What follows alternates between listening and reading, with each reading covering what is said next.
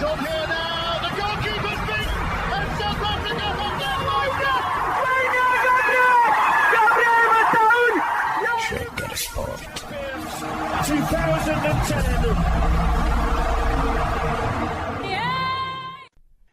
የ2026-27 የውድድር ዓመት የእንግሊዝ ፕሪምየር ሊግ ፕሮግራም ሙሉ ይፋ ተደርጓል። ቀደም ባለው ፕሮግራማችንም ላይ ለማንሳት እንደሞከር ነው በመጀመሪያው ሳምንት ከሚደረጉት ጨዋታዎች መካከል አርሰናል ከኮቬንትሪ ሲቲ የሚያደርጉት፣ ማንቸስተር ዩናይትድ ከሄል ሲቲ፣ እንደዚሁም ደግሞ ኒውካስል ዩናይትድ እና በሊቨርፑል መካከል፣ በማንቸስተር ሲቲ እና በበርንመዝ እንደዚሁም ፉልሃም ከቼልሲ ጋር የሚያደርጓቸው ጨዋታዎች የመጀመሪያው ሳምንት ላይ ከምናያቸው ጨዋታዎች መካከል ይጠቀሳሉ። ታዲያ ከነዚህ የመጀመሪያ ሳምንት ጨዋታዎች ባለፈና በተሻገረ 2026-27 ላይ የበለጠ ትኩረታችንን የሚስቡ የሚያነጋግሩ ዓመታዊ ጉዳዮቻችን የትኞቹ ናቸው የሚለውን በዚህ ፕሮግራም ላይ ለማየት ጥረት እናደርጋለን። እጅግ በጣም ወሳኝ የሆኑ በየዓመቱ ማን በማን ላይ የበላይነትን ይወስድ ይሆን ብለን የምንጠይቃቸው የደርቢ ጨዋታዎች በእንግሊዝ ፕሪሚየር ሊግ ላይ አሉ።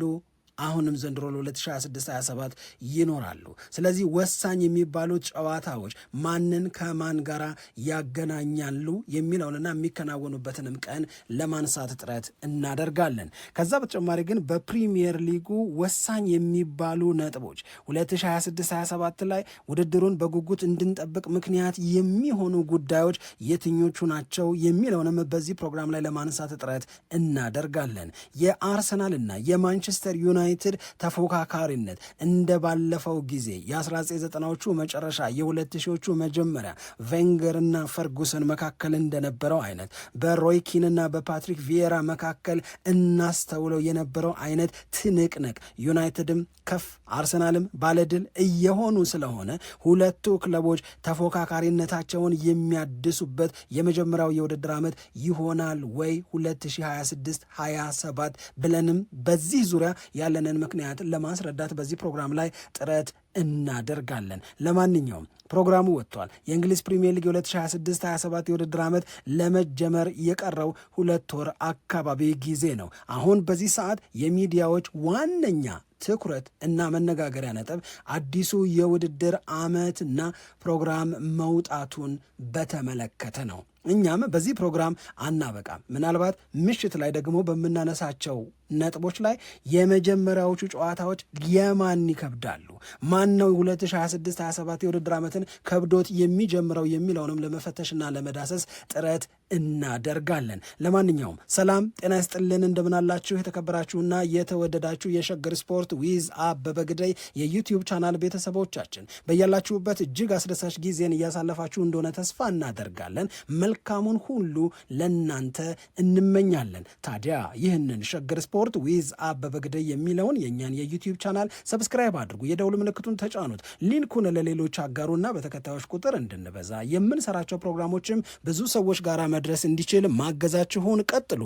እስካሁን ላበረታችሁን አቅም፣ ጉልበት፣ ድጋፍ ለሰጣችሁን በሙሉ የላቀ ምስጋናችን ይድረሳችሁ እንላለን።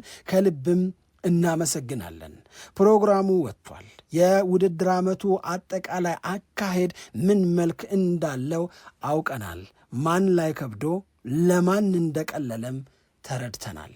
የእንግሊዝ ፕሪምየር ሊግ የውድድር ዓመቱ የመጀመሪያ ሳምንት ጨዋታዎች የመጀመሪያው ዕለት ብቸኛ ጨዋታ ሆኖ የሚደረገው በኤምሬትስ ስቴዲየም አርሰናል ኮቬንትሪ ሲቲን የሚያስተናግድበት ጨዋታ ነው።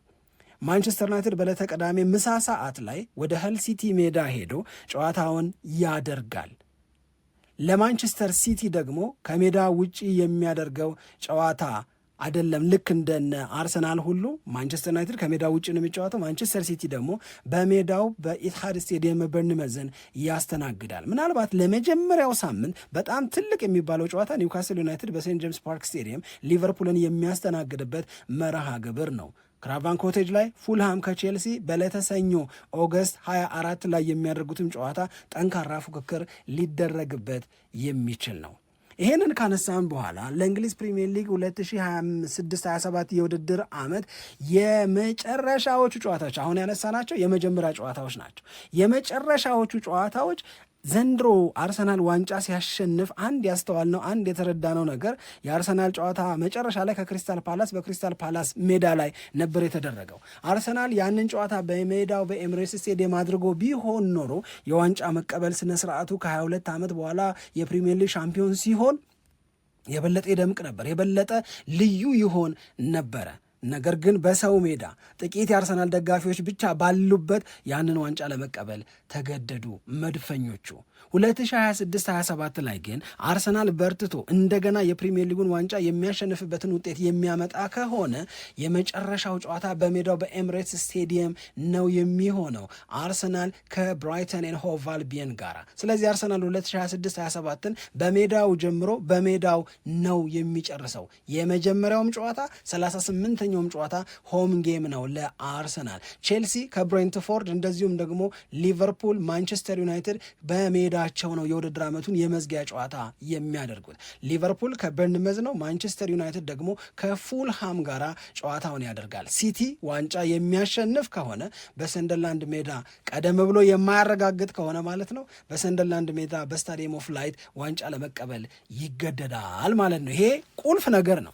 ከዛ ውጭ ግን የፕሪሚየር ሊጉ ወሳኝ የሚባሉ ጨዋታዎች የትኞቹ ናቸው፣ መከናወኛ ቀናቸውስ የሚለውን ደግሞ ስንመለከት ለምሳሌ ቶተንሃም ሆትስፐርስ እና አርሰናል ዲሴምበር 5 በቶተንሃም ሆትስፐርስ ስቴዲየም የመጀመሪያውን የሰሜን ለንደን ደርቢ ጨዋታ የምናይ ይሆናል። ዲሴምበር 5 ከዛ በአርሰናል ሜዳ በኤምሬትስ መልስ ጨዋታውን የሚያደርጉት ሜይ 1 ነው። የውድድር ዓመቱ ሊጠናቀቅ 29 ቀን ሲቀረው ማለት ነው። ሌሎች ደርቢዎችን ስንመለከት ደግሞ የማንቸስተር ደርቢን እናነሳለን። ማንቸስተር ዩናይትድ በማንቹሪያን ደርቢ የመጀመሪያውን ጨዋታ ያስተናግዳል። ይሄ የሚሆነው ሴፕቴምበር 12 ነው። ወዲያው ነው የሚመጣው የማንቸስተር ደርቢ በኦልትራፎርድ የምናየው ቅዳሜ ቀን ነው። መልሱ ጨዋታ ደግሞ በማንቸስተር ሲቲ ሜዳ ኢትሃድ ላይ ማርች 20 ላይ የሚደረግ ነው። በተመሳሳይ ቅዳሜ ቀን ይሆናል።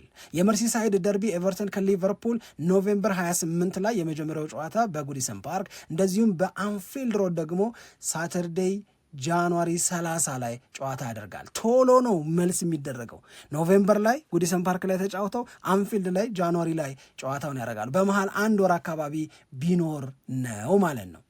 የኒውካስል ዩናይትድ እና የሰንደርላንድ ጨዋታ በጣም በጉጉት ከሚጠበቁ የፕሪሚየር ሊግ ክለቦች ጨዋታዎች መካከል ነው። ኒውካስል የመጀመሪያውን ጨዋታ በሴንት ጄምስ ፓርክ ስቴዲየም ሰንደርላንድን ያስተናግዳል።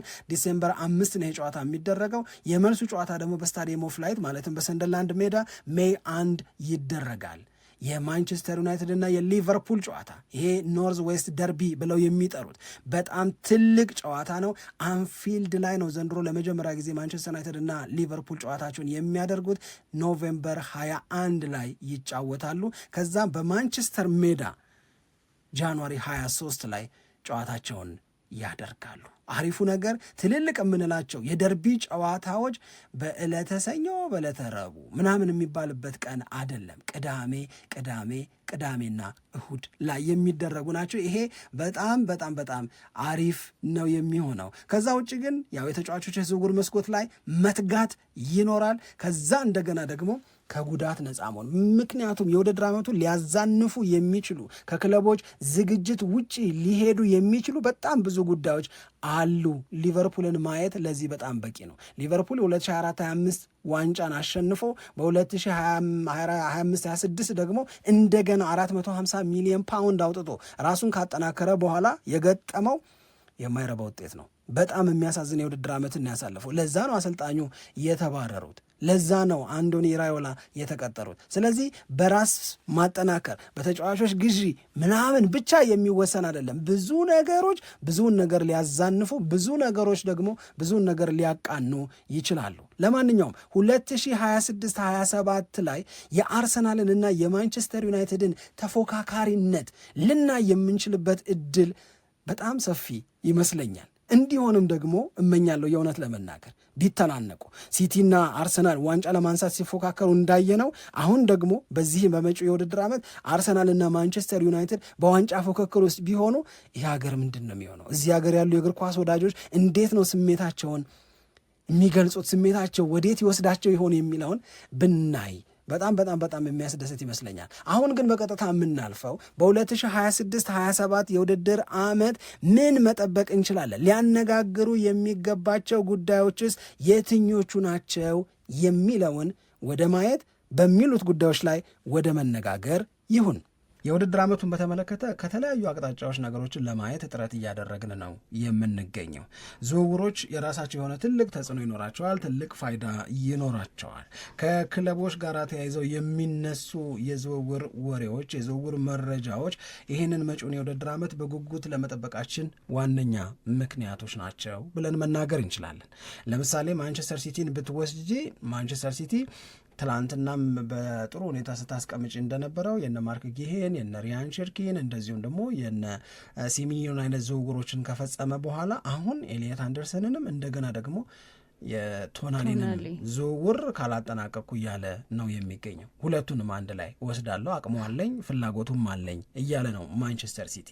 ይህንን እየሰማሽ መጪው የውድድር ዓመት አያስናናም፣ አያስደስትም፣ አያጓጓም ልትይ አትችል። የእውነት ለመናገር በጣም ከፍተኛ የሆነ የጉጉት ስሜትን ነው የሚፈጥረው። ማንቸስተር ሲቲ እንደገና በጣም አድቬንቸረስ ነው በሚባለው አሰልጣኝ በማሬስካ ስር ሆኖ ነው የውድድር ዓመቱን ይጀምራል ተብሎ የሚጠበቀው። ስለዚህ ማሬስካ ቼልሲ ቤት ምን ሰራ? ማሬስካ ለማንቸስተር ሲቲ ተጫዋቾች እንግዳ አይደለም። ማሬስካ በነገራችን ላይ በጣም የሚወደድ ፐርሰናሊቲም አለው በተጫዋቾቹ። ስቲል እስካሁን ድረስ በቼልሲ ቤት ማሬስካን ለማሰናበት በተወሰደው እርምጃ ዙሪያ ቅሬታዎች እኮ አሉ። ሰውየው በመልበሻ ቤት ውስጥ መደመጥን፣ መሰማትን እና ተጫዋቾቹ እንዲታዘዙለት ማድረግን በደንብ አድርጎ ያውቃል። የራሱ የሆኑ የተለያዩ መንገዶች ይኖሩታል፣ ግን ከጋርዲዮላ ጋር ሰርቶ የሚያውቅ ማንቸስተር ሲቲ ቤት ምን እንደሚፈለግ የሚረዳ ሰው ስለሆነ እንግዳነት የለውም። ጓዳውን ያውቀዋል። ምኑ ጋ ነው አይልም። እቃውን የሆነ የሚፈልገው ነገር ካለ በቀጥታ ሄዶ ፒክ ማድረግ ከሚችሉ ሰዎች መካከል አንዱ ነው።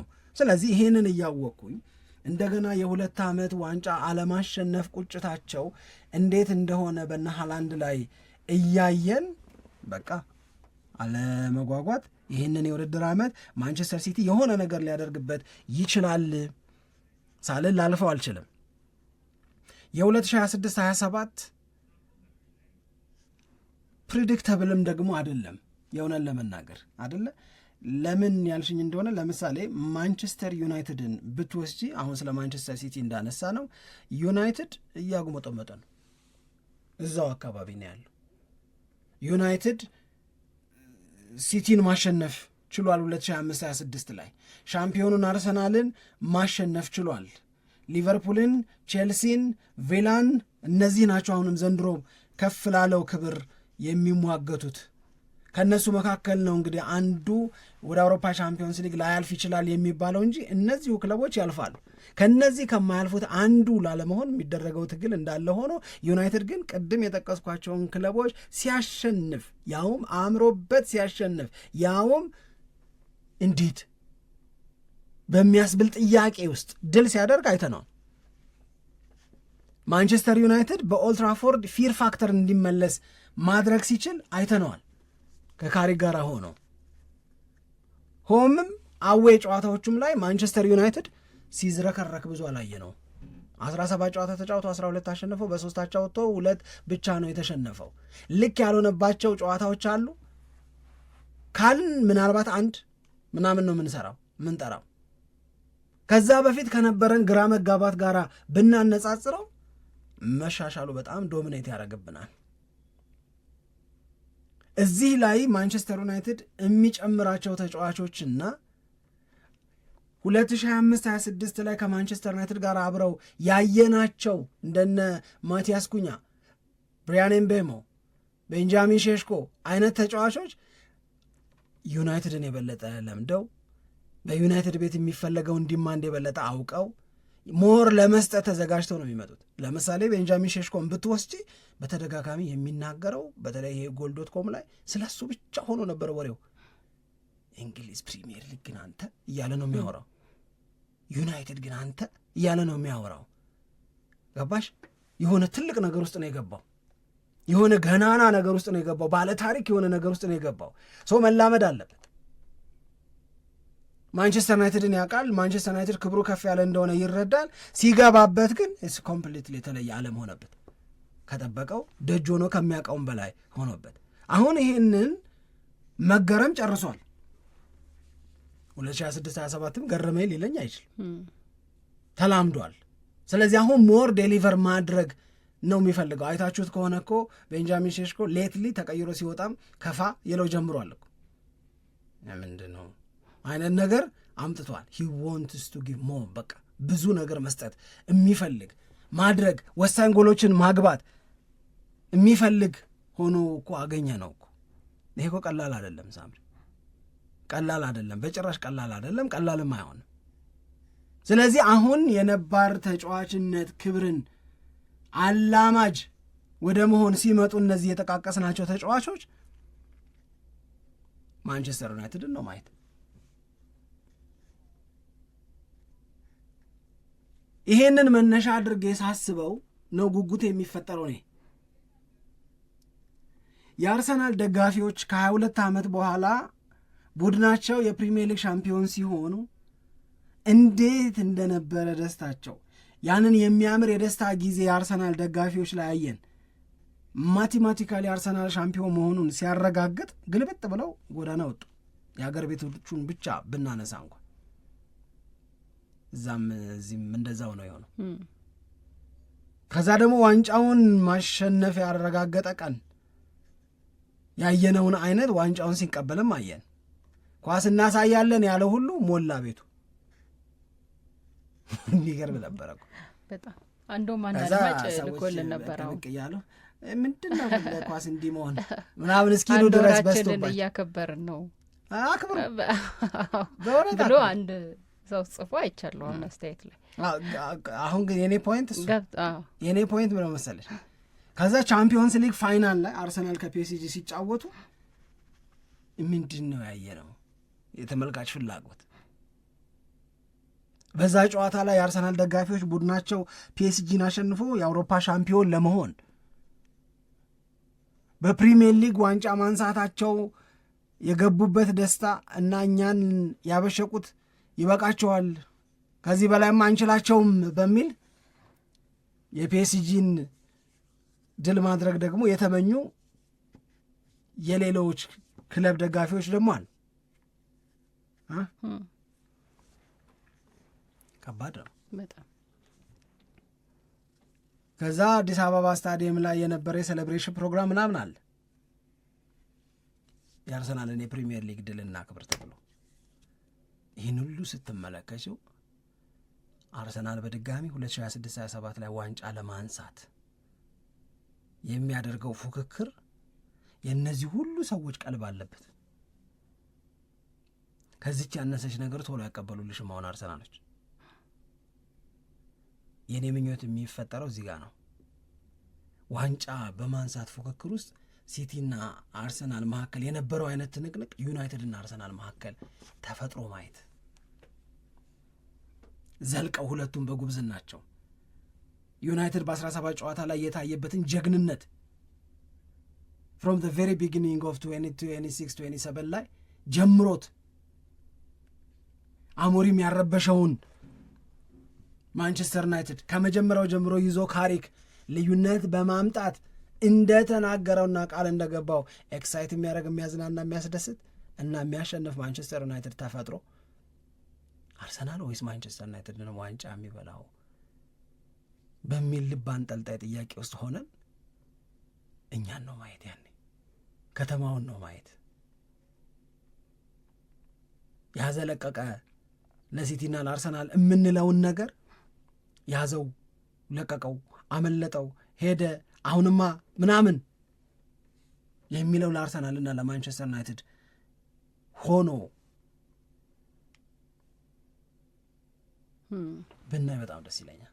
አዎ ይሄ በተለይኛ ሀገር የሚፈጥረው ስሜት በጣም ከፍ ያለ ነው። ናይጄሪያማ ምን አገባኝ። አይ በጣም ከፍ ያለ ምልህ ያው የማንቸስተር ዩናይትድ እና የአርሰናል ድጋፍ እዚህ ሀገር በጣም ከፍ ያለ ስለሆነና ተቀናቃኝነቱም እኛ ሀገር ከፍ ስለሚል በዛ ልክ ስለሚታይ ይሄ የዋንጫ ፉክክሩና በተመጣጣኝ አቅም ላይ የሁለቱ ክለቦች መገኘት የሚፈጥረው እግር ኳስን የመመልከት እንደዚሁም ገና ጨዋታዎች ከመደረጋቸው በፊት የሚኖረው ስሜት በጣም በጣም ከፍ እንዲል ያደርገዋል። ምናልባት የተወሰኑ በሚቀጥለው የውድድር ዓመት ይሆናል ወይ የሚለው ላይ ነው አሁን ሰዎች ጥያቄ ሊያነሱ ይችላሉ ብዬ የምገምተው ስፔሻሊ ከዩናይትድ ጋር በተያያዘ እኮ ዩናይትድ ዋነኛ እቅዱ 2027-28 ላይ ዋንጫ ማንሳት የፕሪሚየር ሊግ ግን ቆይ አንደኛ እንደዛ ነው። ሁለተኛ ለዩናይትድ የፉክክሩ ጋር በተያያዘ ከሚነሱ ነገሮች መካከል አንደኛው የሚያስፈርማቸው ተጫዋቾች ብዛትም ላይ ጥራቱ ላይ እንኳን እስካሁን የተጠሩት ተጫዋቾች በጣም ጥሩ ናቸው፣ ግን ብዛት ላይ ለምሳሌ ምን ያክል ተጫዋቾች ያስፈርማል? አርሰናል ባለፈው የውድድር ዓመት እንደዛ አይነት ጊዜ ያሳለፈው 8 ምናምን ተጫዋቾችን አስፈርመው ነው ማለት ግድ ነው ከሚደረገው ጨዋታ አንጻር ስትመለከተው ይሄ ግድ ነው። ተጫዋቾች ማረፍ አለባቸው።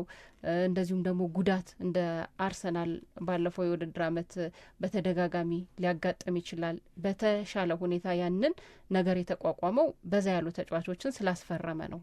ይሄ ሁላችንም የታዘብነው የተከታተልነው ነገር ነው።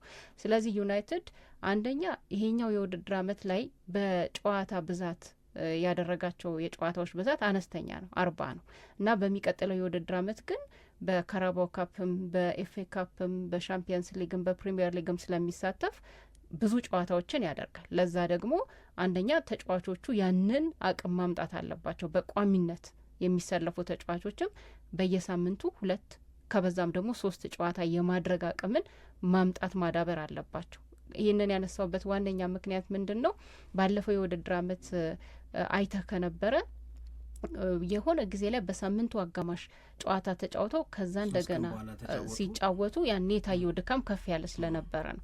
እዛ ላይ መስራት ያስፈልጋል። አንደኛ ተጫዋቾቹ በቃ በየጊዜው የመጫወት አቅማቸው ከፍ እንዲል ማለት ነው። ሁለተኛ ደግሞ እንደዚህ አይነት ተደጋጋሚ ጨዋታዎች ሲመጡ ቅድም እንደተናገርኩት ተጫዋቾች እያረፉ ሌሎች ተጫዋቾች የሚገቡበትን እድል መፈጠር አለበት እና ያንን የተረጋጋ ሁኔታ ለመያዝ እና በጣም በቃ ይሄ ስቴብል ለመሆን የሚቀጥለው የውድድር ዓመት ብቻ በቂ ነው ወይ እዛ ያደርሳሉ የሚል አንዳንድ ሀሳቦች የሚነሱ ስለነበረ ትክክል ነው ጥያቄው። ለዛ ነው ማንቸስተር ዩናይትድ የፕሪሚየር ሊጉን ዋንጫ ለማሸነፍ ፌቨራይት ነው የማንለው።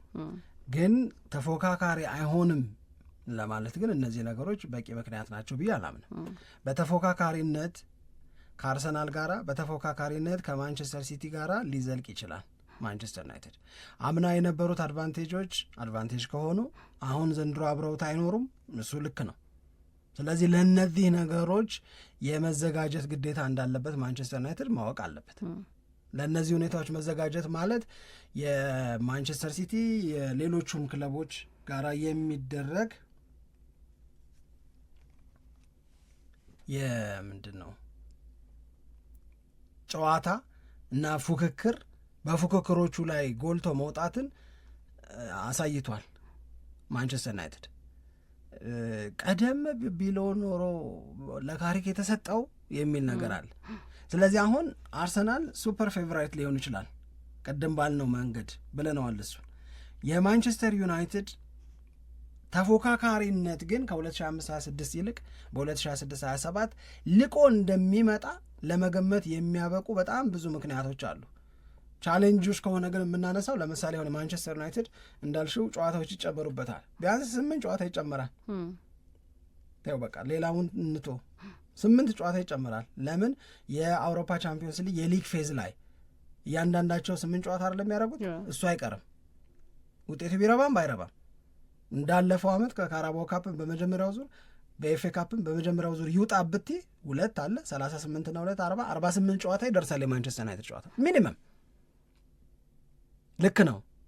ግን እንደነዚህ ያሉ ፈተናዎች አሁን አርሰናልስ የሉበትም ወይ? አርሰናል ቤት ደግሞ የሚኖረው ትልቅ ፈተና የእንግሊዝ ፕሪሚየር ሊግ ሻምፒዮን ሆነሽ ነው ወደ ውድድር የምትገቢው። ሻምፒዮን ሆነሽ በምትጀምሪው የውድድር ዓመት ከባድ ነው የሚሆነው። እያንዳንዱ ቡድን አንቺን እንዳምናው ሻምፒዮን እያለ ነው የሚገጥምሽ። ካምናው ሻምፒዮን ላይ ነጥብ ለመጋራት እያለ ነው የሚመጣብሽ። ቻሌንጆች የትም ቦታ አሉ። ማንቸስተር ዩናይትድ ፕሪሚየር ሊጉን ዋንጫ ባያሸንፍም ገናነቱን አምኖ ለመቀበል አይከብድም። ጫናን በተመለከተ ነው የምልሽ። እንዳልሽው ያው ዋናው ቀጠሯችን 2026-27 አይደለም 2027-28 ነው ምናምን ልትባይ ትችላለሽ። ውስጥሽ እኮ ይሄንን ያምናል፣ ውስጥሽ እኮ ይሄንን ይቀበላል። ግን ኦማር በራዳም ካሪክም እየመጡ ሌሎቹም ሰዎች ዩናይትድ በመጪው ውድድር ዓመት ዋንጫ ለማንሳት ከሚጫወቱ ክለቦች መካከል አንዱ ነው ብለው ሲነግሩሽ ያስተዋሉትን ነገር፣ ያቀዱትን ነገር፣ ሊያደርጉ የተዘጋጁትን ነገር ከግምት ውስጥ አስገብተው ነው። የዝውውር መስኮቱ ገና ተከፈተ እንጂ ገና አላለቀም። ስለዚህ ማንቸስተር ዩናይትድ የሚጨምራቸው ተጫዋቾች ስኳዱን ለማስፋት የሚሰራው ስራ ምን ያህል ይዋጣለታል፣ ምን ያህል ይሳካለታል የሚለውንም ማወቅ የሚጠይቅ ነው የሚመስለኝ። የአርሰናልን ሜተድ ሊከተል ይችል ይሆናል። ስኳድ ፕሌየሮችንም እንደገና ደግሞ ጀማሪዎችንም ሊያስፈርም ይችላል ማንቸስተር ዩናይትድ ኢኮኖሚካሊ በጣም ስማርት በሆነ መንገድ በሆነ አካሄድ ማለት ነው። ገብቶሻል ምልሽ? ስለዚህ ይሄ ነገር አብሮ ነው መታሰብ ያለበት። አሁን ግን የኔ ምኞት ነው የኔ ሆኖ ባይ በጣም ደስ ይለኛል። በጣም ኤክሳይትድ ሊያደርገኝ የሚችለው ሌላው ቡድን ግን ሊቨርፑል ነው። ሰውየውን በጣም ነው ማደንቀው። ይራዩላል ቡድናቸው ደስ ይላል። ገለልተኞች በሙሉ የሚወዱት አርሰናልንም ማንቸስተር ሲቲንም በዛ ባለቀ የውድድር ዓመት ላይ ያረጋቸውን ነገር እናስታውሳለን። 20 ምናምን ጨዋታ ነው ያልተሸነፈው። በጣም የሚገርም እኮ አሁን በተሻለ ስኳድ በተሻሉ ኤሊት በሚባሉ ተጫዋቾች እየታገዙ ይራዩላ ሀሳባቸውን መሬት ላይ ሲያወርዱ ለማየት እንደጓጓው ልነግርሽ አልችልም። አሁን ይሄው ተጫዋችም እያስፈረሙ ነው። እንደነ ዲዮማንዲ አይነት ተጫዋቾችንም ደግሞ ወደ ቡድናቸው ሊቀላቅሉ ነው። እሱ ለእህቱ የጻፈውን ደብዳቤ ያየሽ? እህቱ ሞታበት 15 ዓመት እህቱ በጣም ትላንትና በብዙ ሚዲያዎች ላይ ሲዘዋወር የነበረ የልብ የሚነካ መልእክት ያለው ነው በጣም። እሺ ስለዚህ የ2026-27 የውድድር ዓመት ብዙ የሚያጓጉ ነገሮችን ይዟል። ያው ራሳቸውን ለማጠናከር እየወሰዱ የሚገኘው ነገር እንዳለ ሆኖ ደግሞ ሁሉም ክለቦች ላይ ራሱን የቻለ ደግሞ ሌላም ቻሌንጅ አለ። እሱንም ሁሉም ጋር አለ፣ ይለያያል አይነቱ እንጂ አሁን ለምሳሌ 2024-25ን ዋንጫ ማን የበላው? ሊቨርፑል 2025-26 ስለ ሊቨርፑል ምን ገመት? ዋንጫ በበላው ቡድን ላይ 450 ሚሊዮን ፓውንድ አወጡ። ምን ገመትን? ባክ ቱ ባክ በመዳናል ማን ነው ሊቨርፑልን የሚያቋመው ምናምን አለ። ገባሽ? ቻሌንጆችሽ ከየት እንደሚመጡም እኮ አታውቂም። ዋስትና እኮ የለሽም ለሁሉም ነገር ለሆነ ቡድን ዋስትና ሰጠሽ የሆነን ቡድን ዋስትና የምትነፍጊበት ምናምን እኮ አይደለም። ኤኒቲንግ ካን ሀፕን። እሱ እንዳለ ሆኖ በኢኮኖሚክስ ሲትረስ ፓሪበስ እንደሚሉት ያ ማለት ሁሉም ነገር ባለበት ሆኖ ዛሬ ላይ ሆነን የሚሰማንን ዛሬ ላይ ሆነን ያለንን መረጃ ነው መነሻ አድርገን የምናወራ ያለ ነው። ገባሽ ፖይንት? በቃ ይሄ ነው ከባዱ ነገር ብዬ ማምነው ይሆናሉ ብለን የምንገምታቸውን ነገሮች እና ከዛ ደግሞ አሁን ላይ ያለውን ነገር አካተን ነው የምንናገረው። ግን ሁሉንም ነገር ደግሞ በጣም የሚለዋውጡ ነገሮች ሊፈጠሩ ይችላሉ። አሁን ያነሳው በጣም ጥሩ ምሳሌ ነው የሊቨርፑል። ለምሳሌ አሌክዛንደር አይዛክን እውነቴን ነው እኮ አሌክዛንደር አይዛክን ለማስፈረም የወሰደው እርምጃ በጣም ትልቅ ጥረት አደረገ። በስተመጨረሻ ተሳካለት። ግን አሌክዛንደር አይዛክ ከመጎዳቱም በፊት ለሊቨርፑል ይሰጥ የነበረው አገልግሎት በጣም የተዳከመ ሆነ። ፍሎሪያን ዊርትዝንም ብታይ ያስፈረማቸው ተጫዋቾች በጣም ስኬታማ ለመሆን ጊዜ ፈጅቶባቸዋል። እንደውም ሙሉ ለሙሉ አቅማቸውንም አውጥተው አልተጠቀሙም በዚህ የውድድር ዓመት ነው የተባለው ከሁጎ ኢኪቲኬ ውጪ።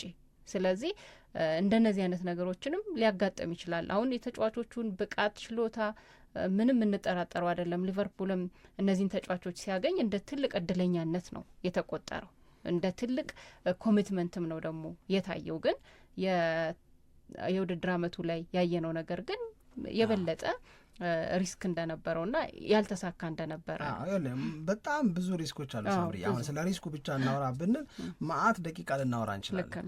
አሁን የምናወራው ግን ተስፋው ላይ ተመስርተን አርሰናል ቅድም እንዳልነው ለምሳሌ ሁሊያን አልቫሬዝንም ሞርጋን ሮጀርስንም አስፈርሞ እንደገና ገሌን ጨምሮ ምናምን ስታዩ ዋው ቲም ምለሽ ነው የምትናገር።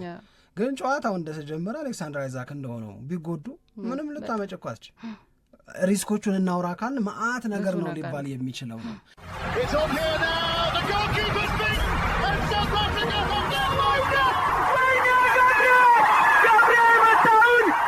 Shake Sport 2010